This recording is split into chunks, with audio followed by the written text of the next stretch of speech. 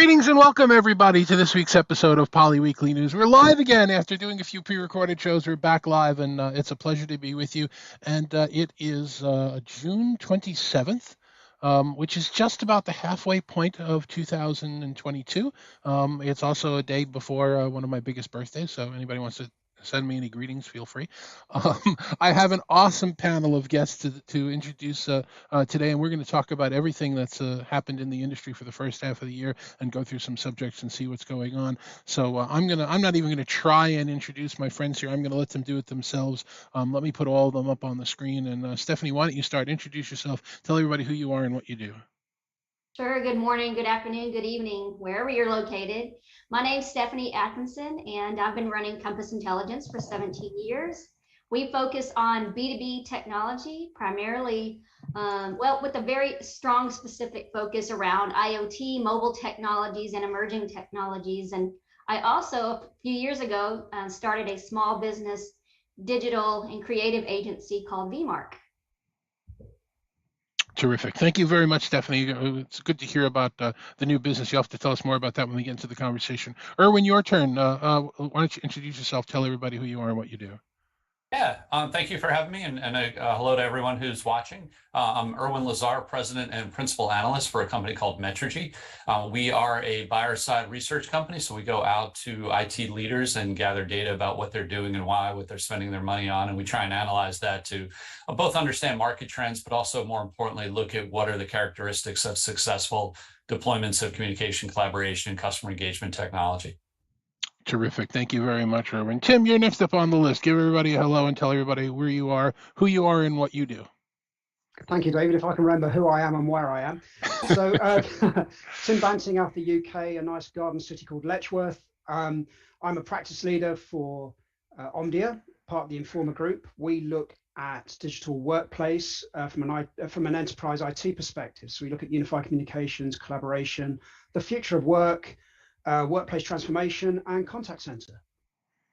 Great, thanks very much. And last but definitely not least, my friend Kevin Keeler. Kevin, same question. You're also not in the U.S. today. Tell everybody where you are and give us some background on who you are and what you do. Well, that's right, David. I am located just outside of Toronto in Canada. My name is Kevin Keeler. I'm the co-founder of Enable UC. Enable UC really helps both organizations and vendors make the most of the Microsoft ecosystem. We do that, with organizations by helping with implementation consulting. We really don't bring in, we're a boutique consulting company, so we don't bring in teams of thousands, but we work with larger organizations, empowering their IT groups. And then for vendors, we help them understand the Microsoft ecosystem. Of course, as it's growing, a lot of vendors want to enter into it, and so we provide strategy consulting as well as content marketing services.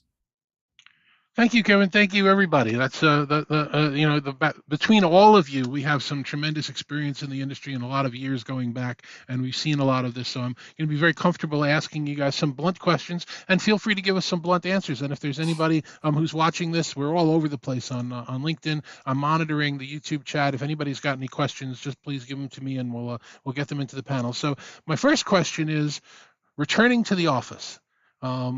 God, the pandemic is almost 3 years at this point, and during the entire pandemic, every organization that I've heard of has been returning to the office in 2 months, continually for the last 3 years.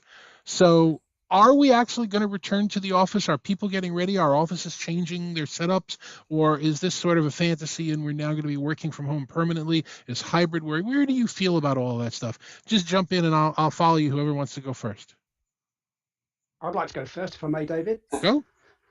Well, I think hybrid working is about being productive regardless of your location and because of your location. So I remember the time when we were all in the office 3 years ago, and because it was such a noisy, distracting place when you're sitting in an open plan office, people were putting on their own personal headphones to try and drown out the noise. You literally couldn't hear yourself think. Now, personally, I don't want to return to anything like that. And we're talking about now we're coming out this term equitable meeting experiences or meeting equity. If I'm going into the office, I want to have an exemplary reason to be there. I want to have a fantastic meeting experience. I want to use tools and technologies that I can't replicate from home. The worst thing I want to do is to pick up a laptop bag, put my laptop and a webcam in there and a headset, venture into an office with a 2-hour commute, only to sit on a desk to have a team Zoom or a call in a different location.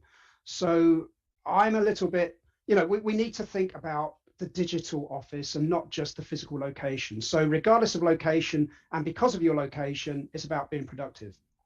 So I think that's a long way of saying no. We're never going back to the office that existed 3 years ago.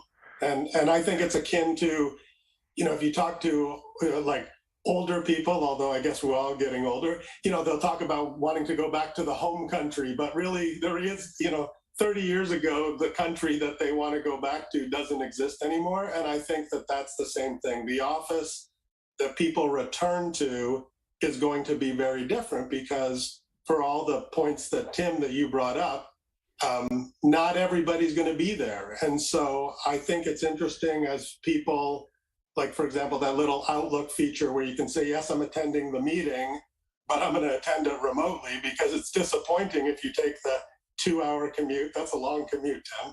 If you take a 2-hour commute and then you're the only person in the office because the people, yes, they're in the meeting, but they decided to attend remotely. So I definitely think we're never going back to how it was. And that's not necessarily a bad thing, because I think there are some good things we've learned through this, trying time. Erwin, go ahead, Stephanie. Yeah, I wanted to mention this because I recently was talking to I have a twin sister, by the way, and the way she's been interviewing, and she's been kind of holding all of these offers in front of her. And one of the ways that this one employer was really recruiting her was, hey, we're going to give you a very substantial sign-on bonus if you come into the office for at least commit to us for 6 months coming into the office. After that, we can discuss a hybrid working relationship where you can work from home for a few days. And so I think that businesses the HR departments are having to get really crafty and really creative in terms of recruiting workforces that actually come into the office and want to come into the office. And you're going to have to financially incentivize them or provide some kind of incentive, because we have now become so used to working from home. It is just not attractive to drive, right? Fuel's too expensive. And all of the luxuries that we have working from home, we got so used to, we know that we're going to lose that. So I think that it changes the whole hiring experience now, and HR departments are having to get really creative. But there are some industries that really just require to be in the office. And my sister's industry is the mortgage industry, in the finance industry, where they just there's a lot of collaboration that takes place, and they just have a really challenging workforce to work completely at home. So it's changing the way we hire. But yes, I think that we're never going to go back to where we were, but to be creative, we're going to have to incentivize workers to come into the office every day.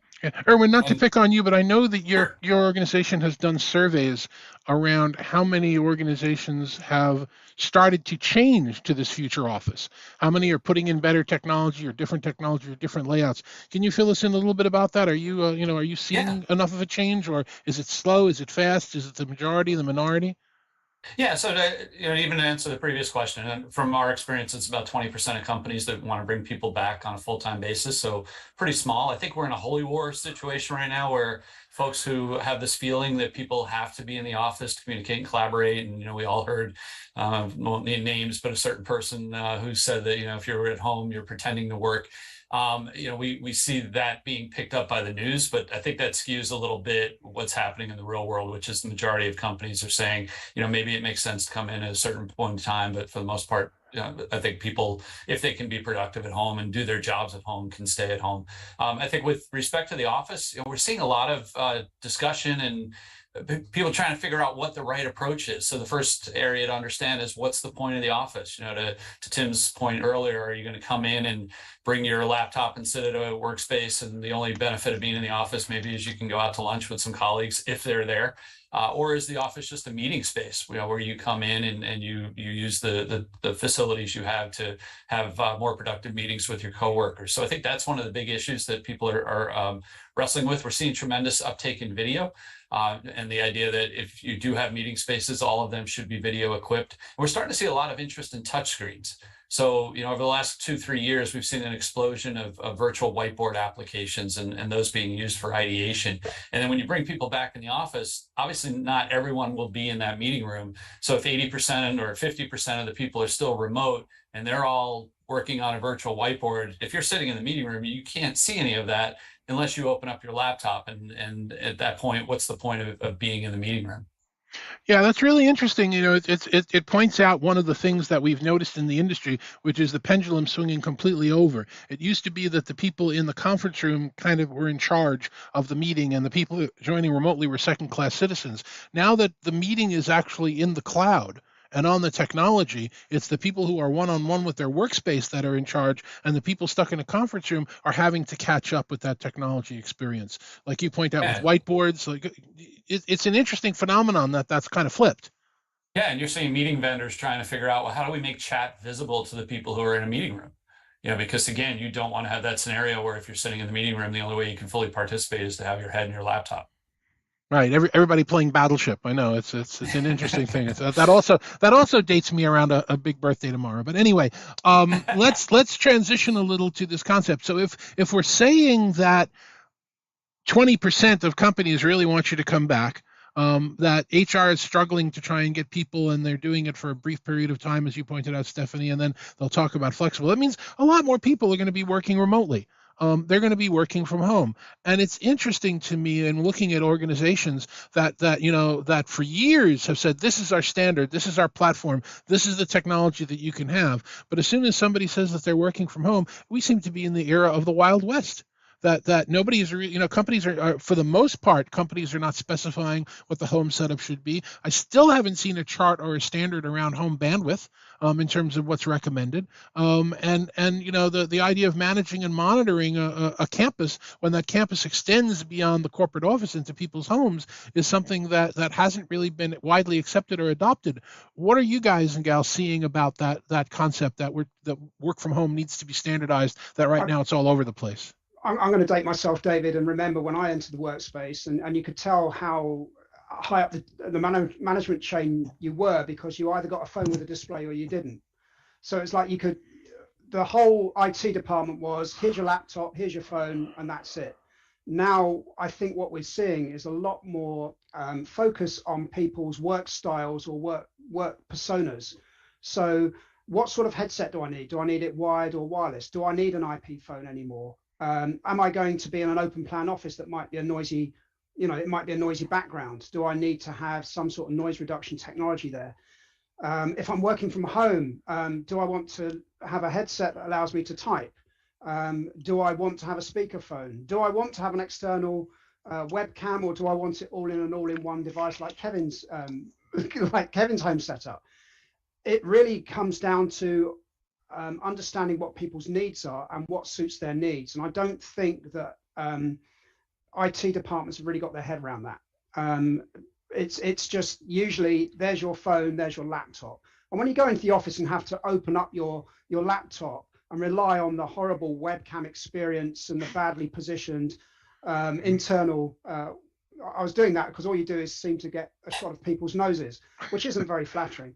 But you can't have that experience where all of a sudden you've got this great home setup and then you go into the office and you're reverting back to a webcam in a laptop. I mean, what sort of brand does that portray to customers and clients? But when even I'm in at the office, Tim, even at home, people are not using the highest quality technology. No, And some of Polly's persona research, which we've been doing for many, many years, and we've just recently updated. So if you're interested in some of that research or want to do any of the internal surveys, reach out to your Poly representative or reach out to me and I'll get it for you. But we've now determined that it's not just a camera or a headset. In many cases, there are personas that require 2 or 3, depending upon what they're doing.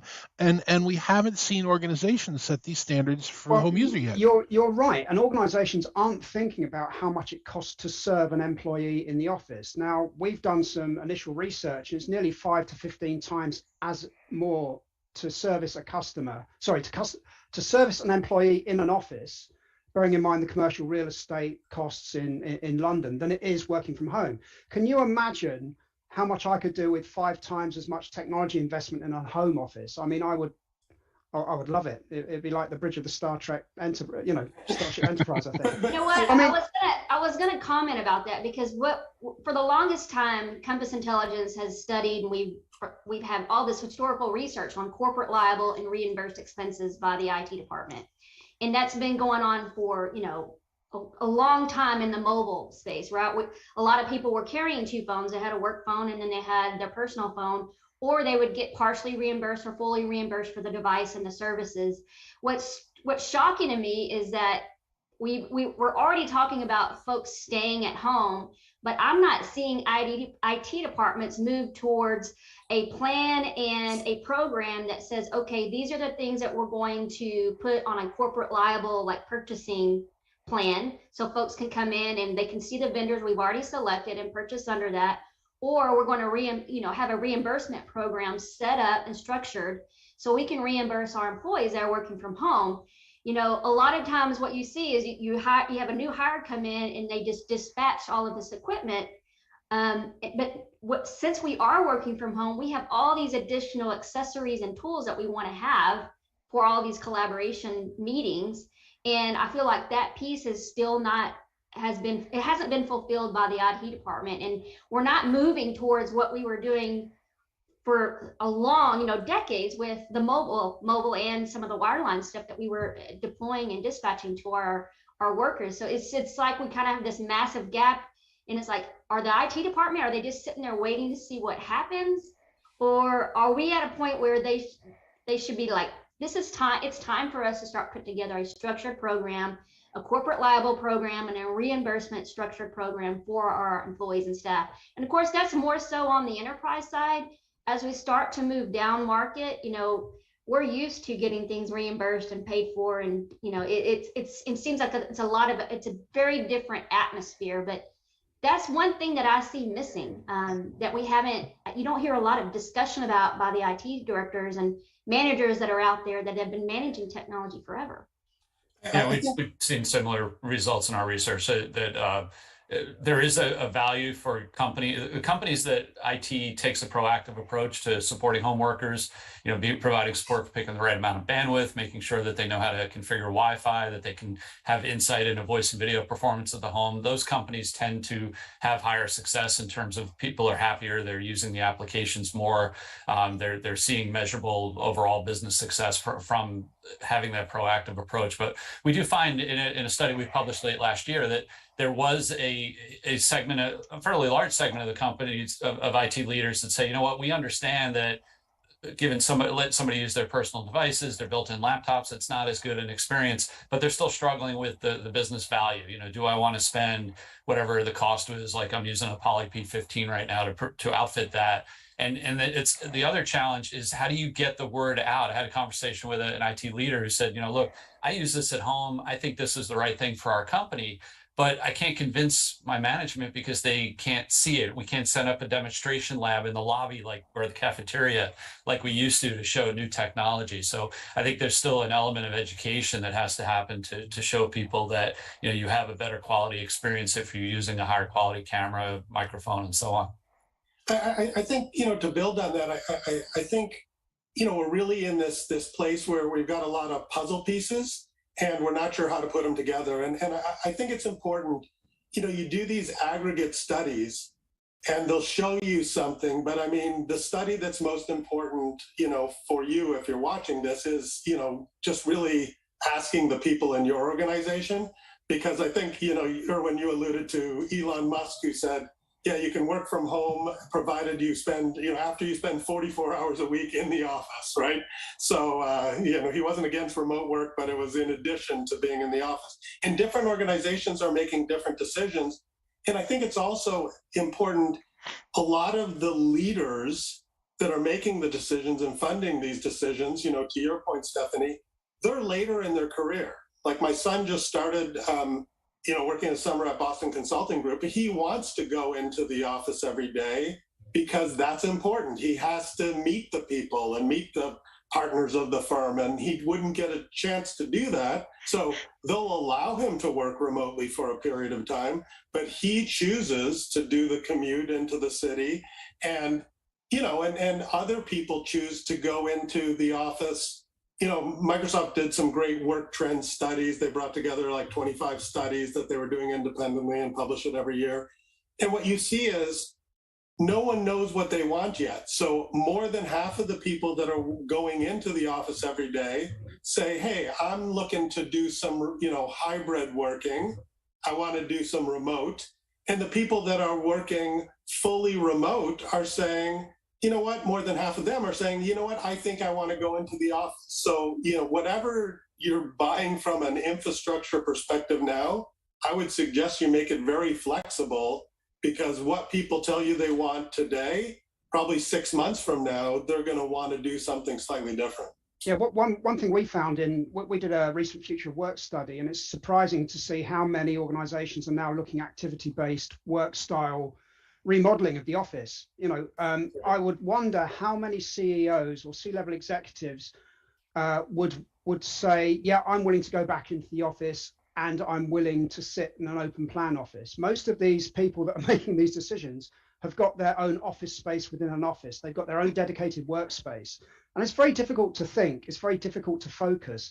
I think what we'll find is that hybrid work styles and the physical office will be more, the physical office in particular, will be more around building community and connection with people. And I think we will think very differently about what the whole reason to be in an office is all about.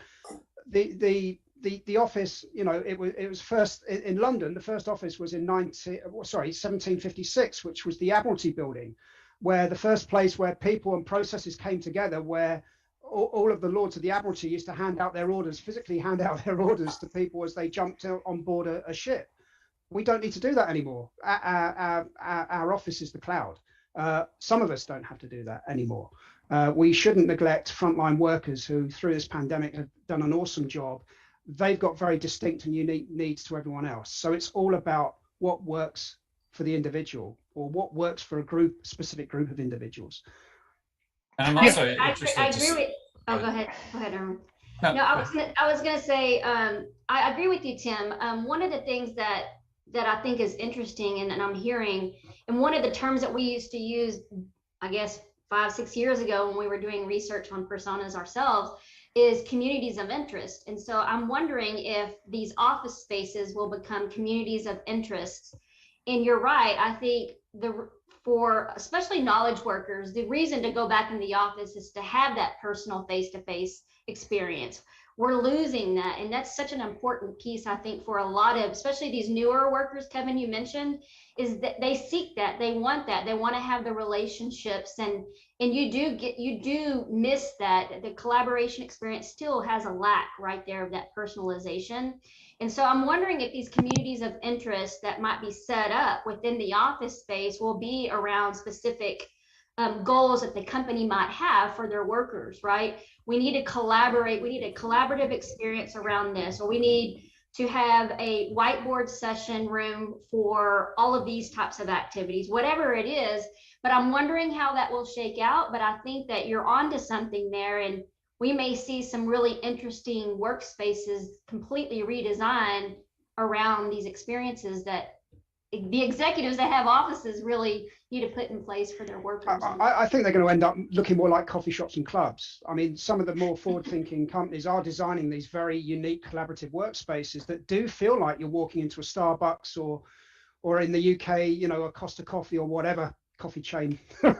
It just feels very different, and it's a very different working environment. It's more creative. It's you can't get that in an open plan office where you might have a colleague over on the west wing, someone else in a different office, and you just sit in a meeting room and say collaborate and create. Yeah. It's and I do think it's important, as well, to keep in mind that we each have our own experience through this pandemic, and we bring that, and it colors our decision making, because there's studies as well that show, I think, Tim, you mentioned that the office might not be the place you go to do focused work, but there's a whole bunch of people that's what they cite as the primary reason to go to the office, is because their home environment doesn't allow them to focus, right? So I think to provide those different types of, the office still needs to have, like, you might want to go in and just be working in a small kind of little pod or a huddle room by yourself for a period of time, or you might want to go in to do that big collaboration around some kind of big touch screen or a whole room that has all these,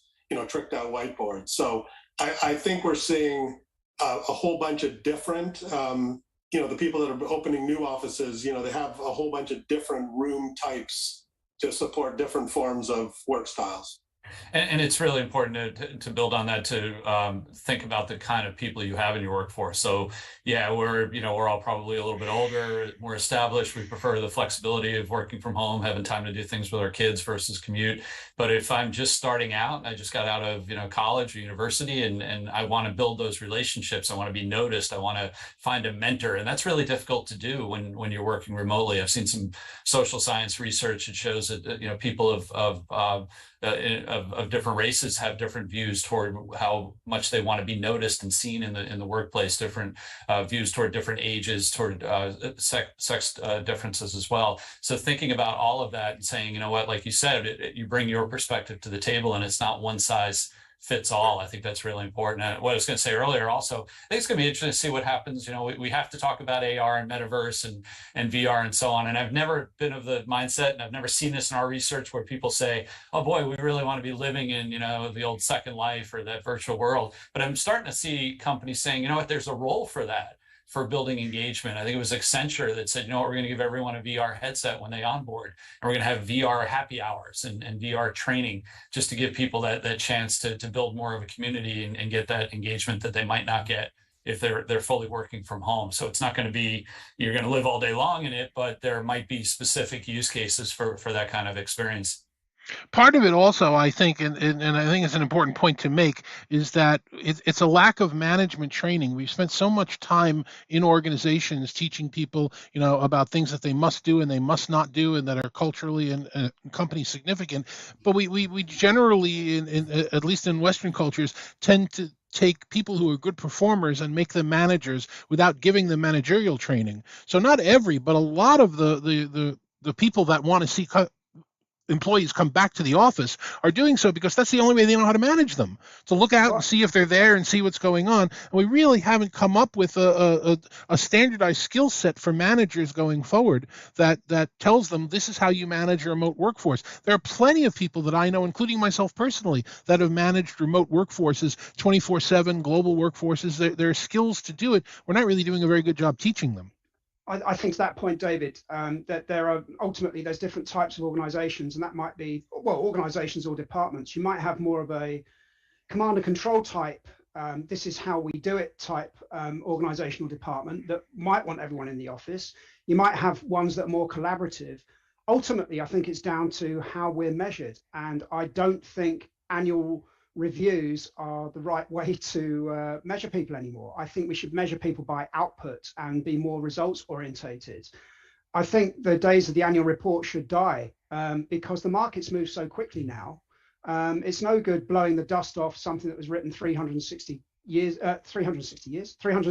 ago and think that nothing's changed and measure someone based on that. It seems bizarre to me. At the moment, we've got two types of predominant culture. One that looks at results, and the other that looks at how much time you spend sat at a physical location 9 to 5, 5 days a week. Yeah, I mean, although it always was supposed to be about measuring outcomes, it was just that you could get away with, attendance as a proxy for output, right? So that was like you looked around, and if the person that got in early and left late, you made this blanket assumption that they must be incredibly productive, right? I mean, I don't think anybody really wanted people to do that, but I think so now, the pandemic has shown we need to provide more, managerial and leadership training. And I think as well, hopefully, we also provide more training with all these technology bits and bobs that we're having, because I hope people understand that hybrid anything is harder. It is easier when people are fully in the office or fully remote. But now, and you mentioned the term, I think it was you, Tim, this meeting equity, but I think it's experience equity. Because if you have, that Star Trek bridge set up at home, if you have 3 monitors, when you get to the office, your expectations are now that you have 3 monitors there.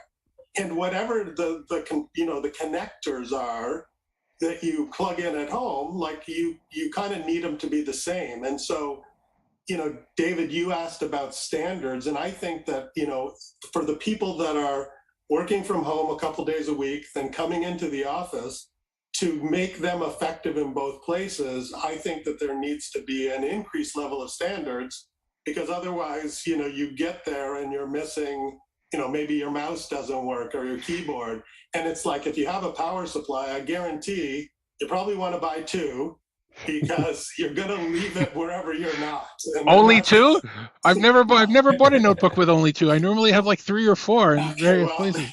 Yeah, so at least 2, right? For one for home and one at the office, and that way you just leave them there. Well, let's make a last kind of point on this subject and sort of steer sideways so we can get something else into the conversation. We have a couple of people online asking us questions as well in the YouTube chat, and feel free to if you want to. I'll tell everybody that I had the honor recently, a couple of trade shows that passed. I'll call it COVID 1 and COVID 2, but you guys know what I'm talking about. That I was able to host dinners, executive dinners with not senior leadership at companies, but the people at our level, the doers, the people that are choosing the technology.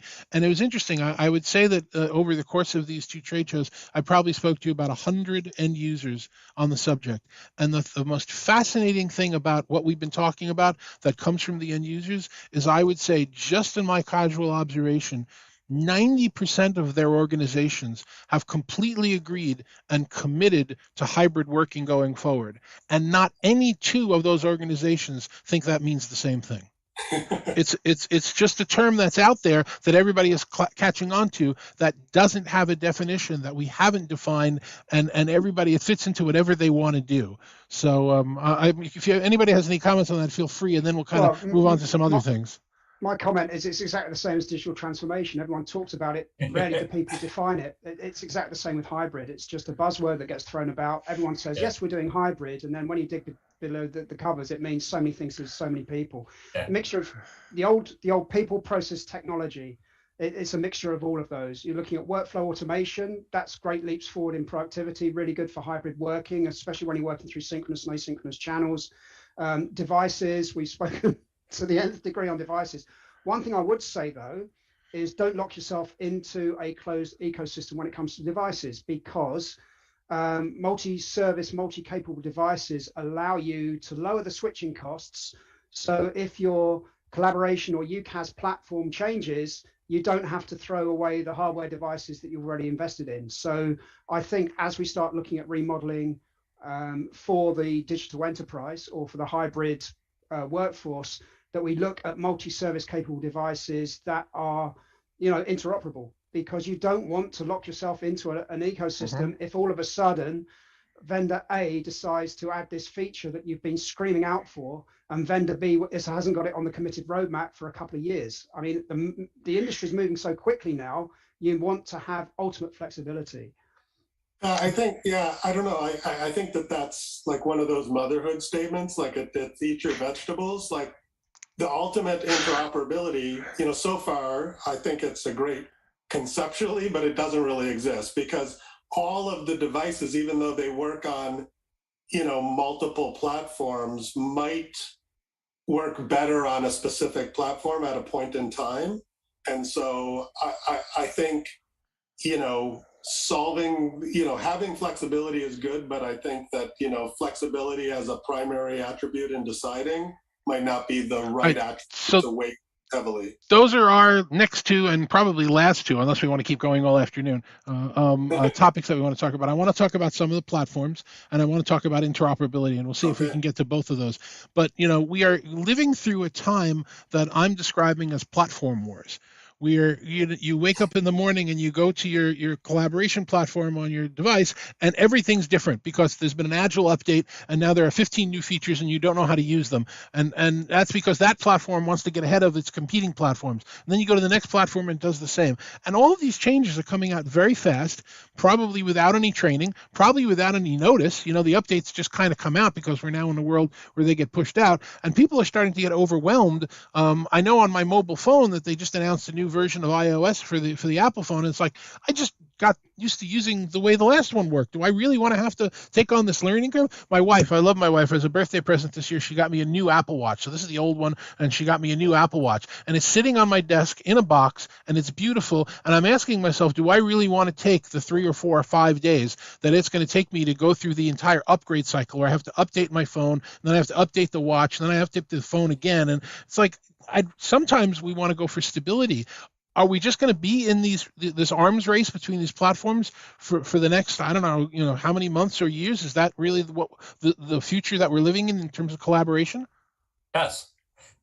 Yes, it will be. I mean, that's what vendors do. They want to, they have to be competitive, so they're rushing to deliver new features to market. Yes, you raise a good point. It used to be when you operate on-prem system, maybe once or twice a year, you'd have a major software upgrade. You'd have time to prepare for it. You'd have a test lab to understand what the impact would be. Those days are all gone. What I find though is that some of the software companies, the developers they're becoming a little bit more savvy, that they know this is about the user experience. And have you logged on to a new software app or a new mobile tool that you're using, and all of a sudden it has a pop-up box that says, do you want to learn the new features? And it'll just point you to what's new. And so visually, that makes sense. You can click and figure this out really quickly. Those kinds of tools, I think, from a user experience perspective, they're really helpful for someone who's just like, I'm not going to sit there and read all of this and figure this all out.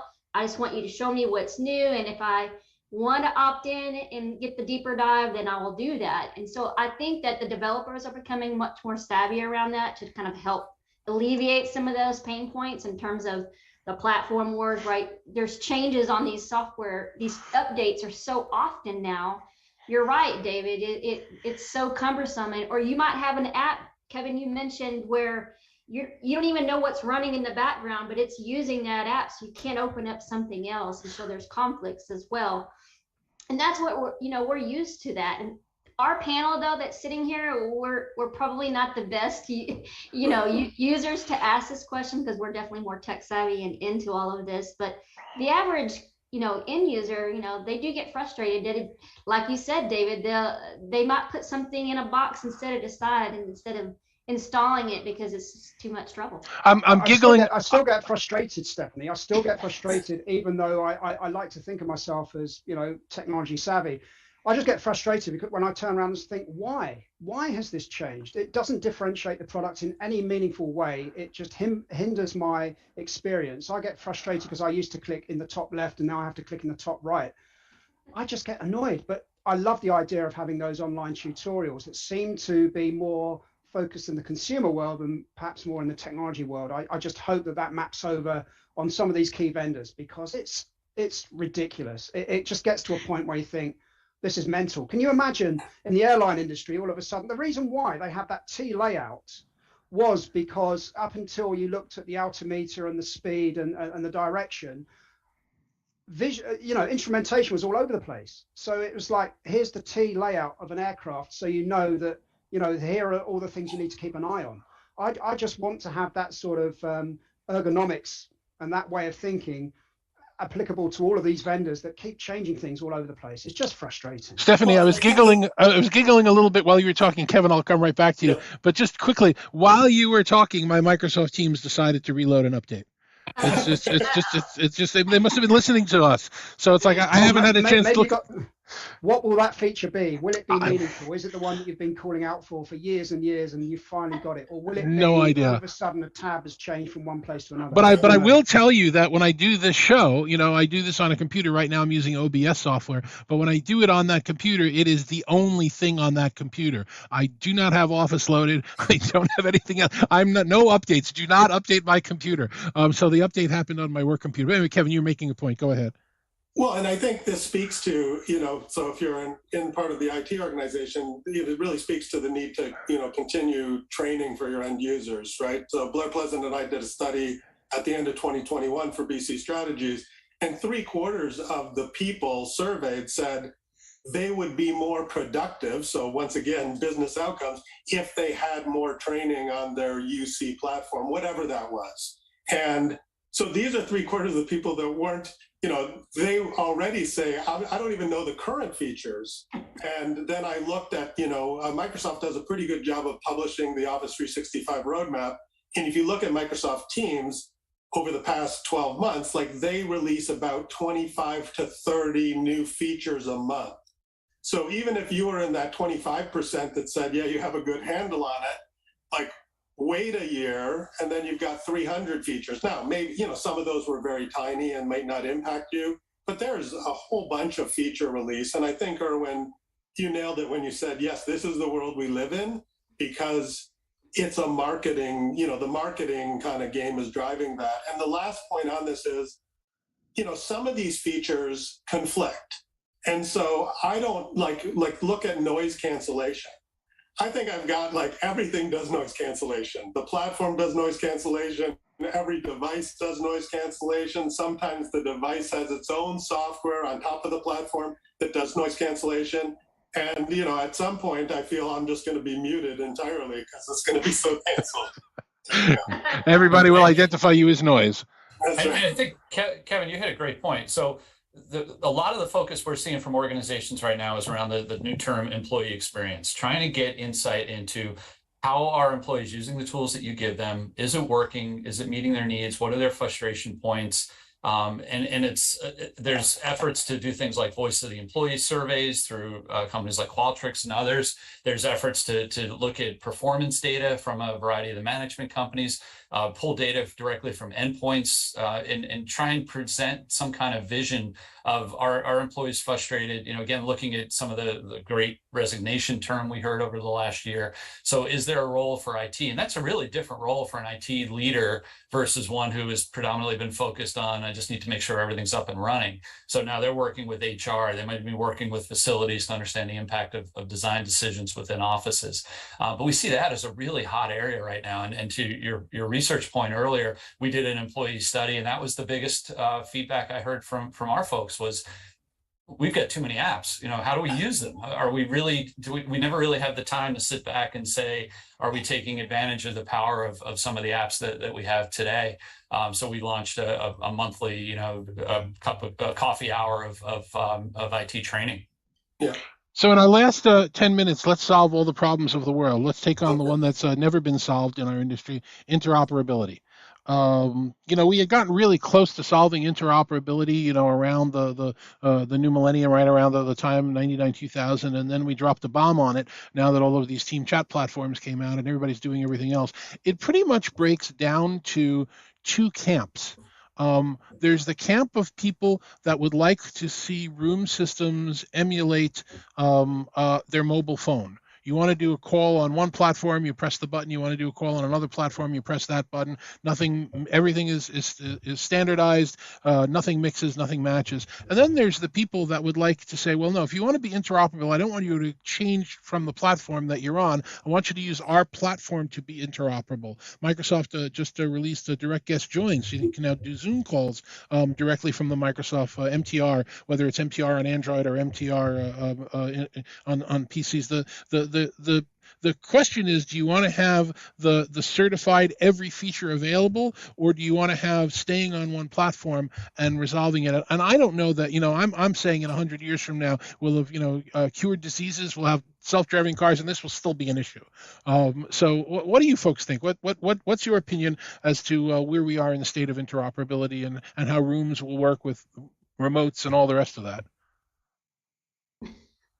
Wow. Well, I think you found your use case for the office. Interop is clearly going to be just bringing everyone into a physical office.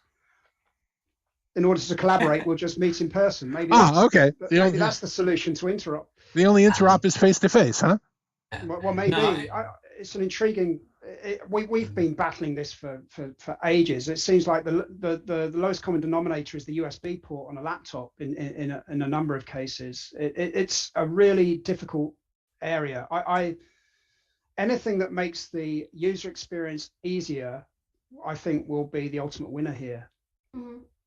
I've seen a strong change in design principle. So our last round of research, about half of companies are supporting more than one meeting app. And so you saw from the design principle, let's make it easy, walk in a Zoom room, a Teams room, a Cisco WebEx room, whatever, and press one button and join. And everyone else, they just have to figure it out, plug a USB port in like Tim mentioned. We're seeing both from the vendor standpoint as well as from the user standpoint that's not really acceptable. I want to have an equal experience. I know that people are going to be using multiple meeting apps throughout the day, internally and externally. And we're seeing the vendors finally starting to, make, a push into that space. We saw the announcement recently of Microsoft DirectX Join with, I believe, Poly Supports. And that's, I think a big step toward giving people that ability to walk into a room, see a tablet and say, okay, this meeting is, this app or this app or this app, and it's all one button join, and it becomes a lot simpler from an employee perspective. Yeah, I think in the end, it's really the customer is really the most important person, right? It's the end user, whether you're in the office or at home.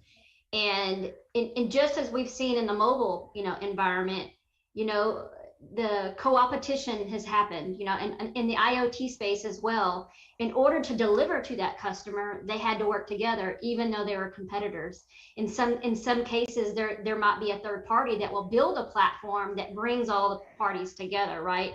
And delivers that experience no matter what platform that you're on. They want to be kind of the aggregator of that. And so I think I should have mentioned that there are services that do that on the market as well. Right. And so that happens as well. So I think in the end, it's just about simplifying the experience for the customer, and whoever does that well. And so that does mean working with other platforms to make it kind of seamless, have that seamless experience. And those are the ones that are going to, do a little bit better. They're going to actually drive adoption. And I wanted to mention this because this was an interesting, we did a B2B study in Q4. And it was focused on edge computing, but we asked a lot of questions around whether they work from home and whether they, what are they doing right now? And there are a couple of challenges that right now that we're seeing really experience, the worker is really experienced with. One is, well, and the company itself. And I know you mentioned this before we started this chat, was the lack of skilled workers. So they're leaning towards robotics and automation and all of these things because they don't have the skilled workers that they normally would have. And then the other challenging is small businesses were essentially, during this pandemic, they were forced to go completely virtual. And so that's one of the reasons why you asked David about starting VMark. VMark is my marketing company. And what I found is smaller businesses had static websites. They weren't using mobile tools, and they weren't virtualized. They just really were struggling. And all of a sudden they were forced to deliver services and experience from home or not in front of the customer.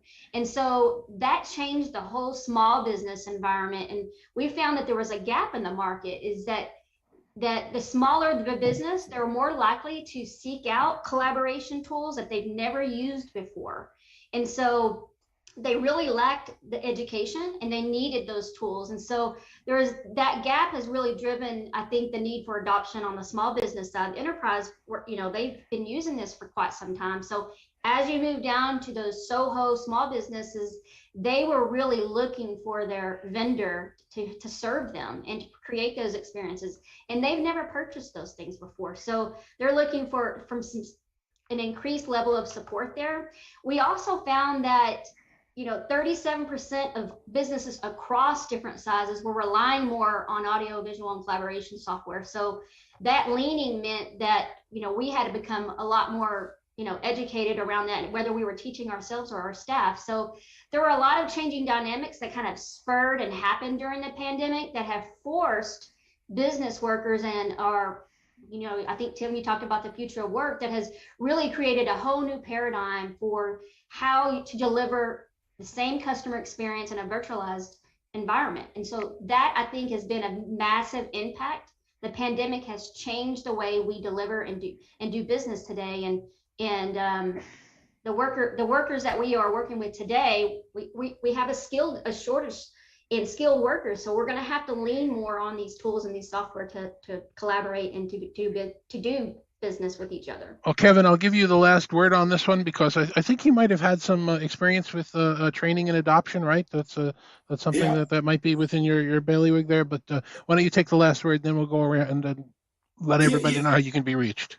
yeah, no, I think I'd like to build on that because I think, and circle back to something that Erwin said around, like, because I see the proof is in the pudding.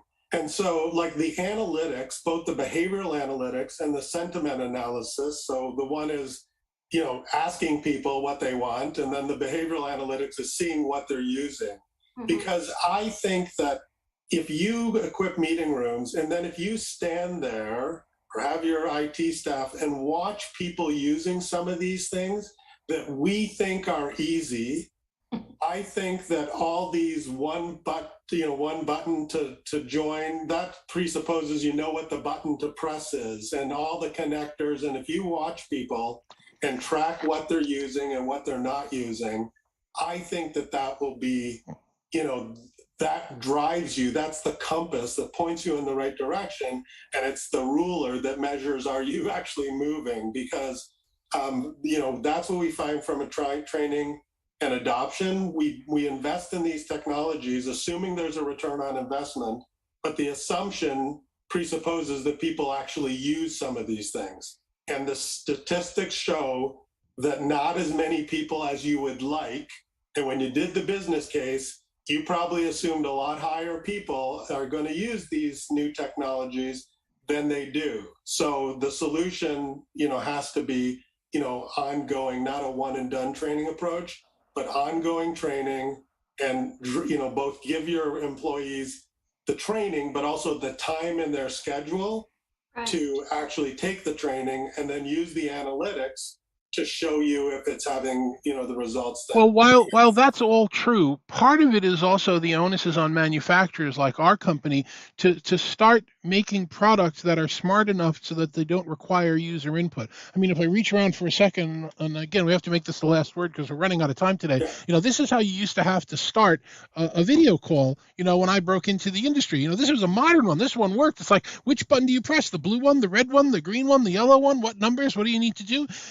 Remote control. We now need to make a product that when you walk into the room, you never have to pan or tilt the camera because the camera's smart enough to know what the shot is you need to make. So that's one more piece of skill set we don't have to train because it's smart enough to be going in the camera. Same thing with starting meetings, same thing with initiating platforms, picking platforms, initiating calls on calendars.